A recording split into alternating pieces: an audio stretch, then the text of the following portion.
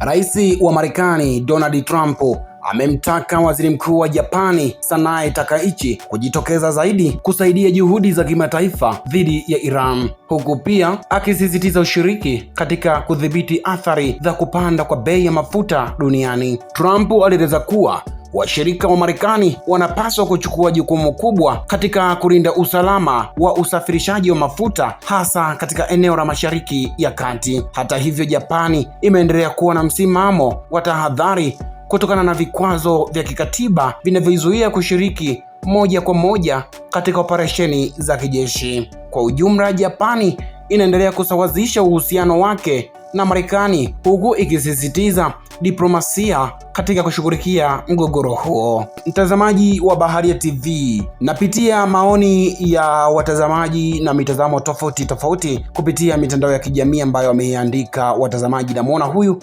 wanaomuunga mkono, baadhi ya watu wanaomuunga mkono Donald Trump. Baadhi ya watu wanaamini kuwa Trump yuko sahihi, wakisema Japani ni taifa kubwa kiuchumi na linapaswa kusaidia kulinda maslahi ya kimataifa, hasa usalama wa mafuta.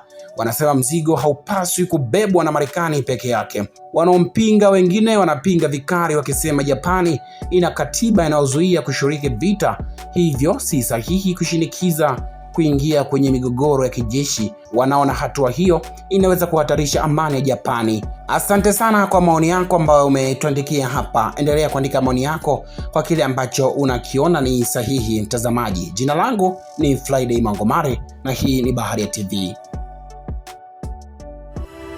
Asante kwa kuifuatilia Baharia TV. Usisahau kulike, kusubscribe, kucomment na kushare.